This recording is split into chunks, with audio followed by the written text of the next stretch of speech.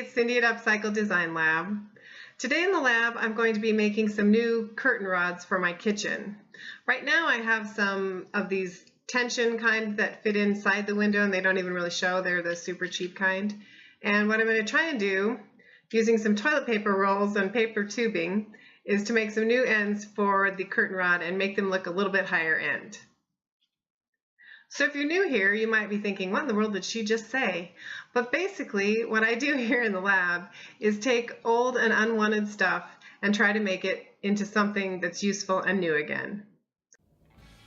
All right, so here are the things we're going to be using today. You need a hot glue gun. You're going to want your paint, that whatever color you want your curtain rod ends to be. You need some paper tubing, either paper towel or toilet paper.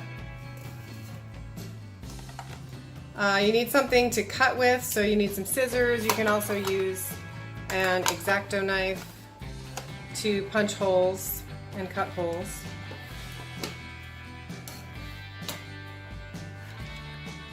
You need some plastic bottle caps. These are from milk carton. I think I need about 5 per end for each curtain rod. Some Gorilla Glue.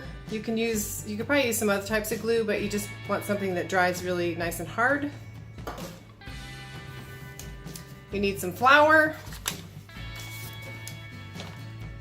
A couple of small containers to mix the glue in and to hold some water. And you're going to want a small paintbrush, and this is a little painter's spatula. You need some new hooks for the curtain rods since they're not going to fit inside the window anymore, so you just need some small hooks that you can rest the curtain rod on. If you have an ink pad, it helps for marking some things, but if not, you can just use a pen or a Sharpie. Also, it helps if you have a hairdryer. It helps a little bit with the drying time. And last of all, it's a little bit messy, so I am going to be working on this old plastic cutting board. So the first step is to cut the tube to the length that you want, and I was kind of going for some big sort of industrial looking ends, so I'm cutting a fairly long piece of the tubing, and I'm just cutting one for each end of the curtain rod.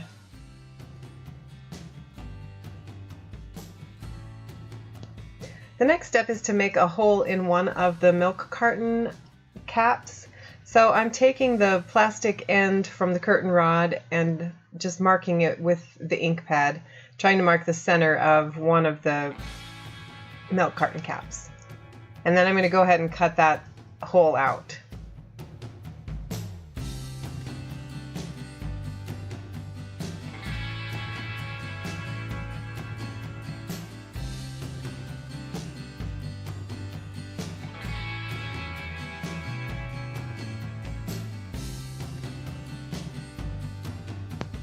Once I have the hole cut, I'm taking the end of the curtain rod and just fitting it back into the hole and securing it with some hot glue.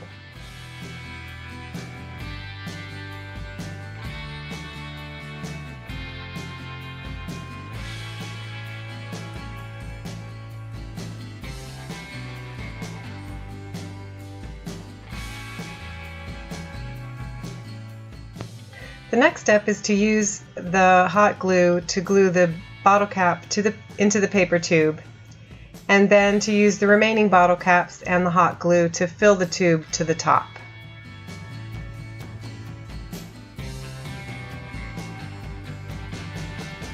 At this point you should have a pretty solid shape. There's definitely some gaps between the paper tubing and the bottle caps, but don't worry, we're going to fill those in. So I'm starting with a little flour in one of my smaller cups, and I'm going to add some glue to it and then slowly stir it to work in the flour. You want it to be as smooth as possible, so just work in the flour a little bit at a time and add some glue if you need it. You want to end up with a fairly thick consistency.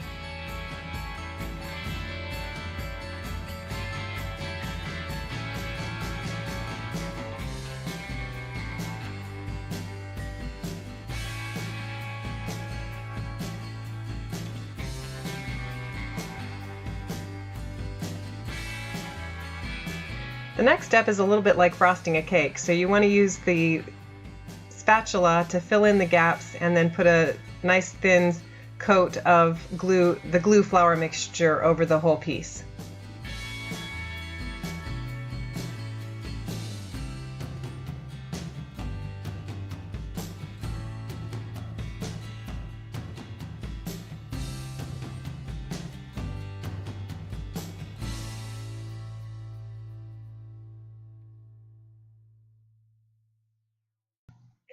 Once the piece is completely covered with the flour and glue mixture, you can use a soft paintbrush and some water to smooth out the finish even further.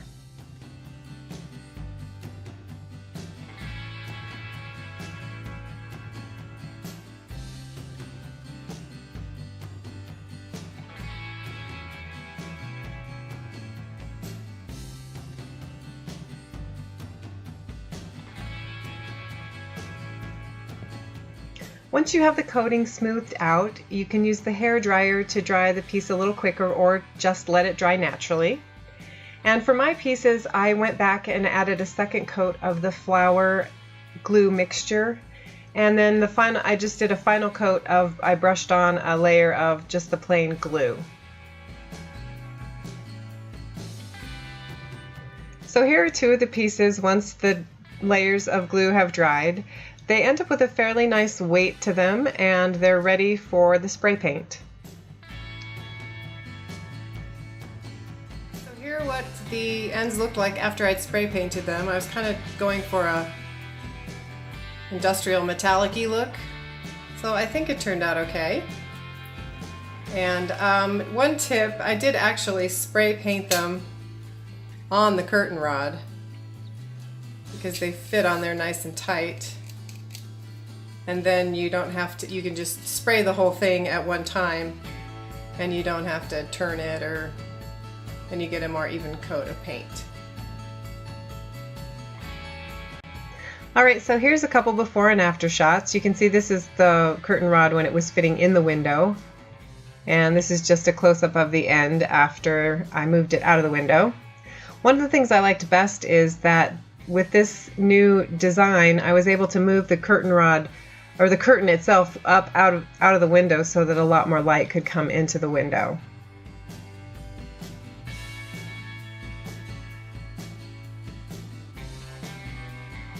So that's it for today's video. Thanks so much for watching. If you like recycling and repurposing, be sure to subscribe to this YouTube channel, and also check out my blog at www.upcycledesignlab.com.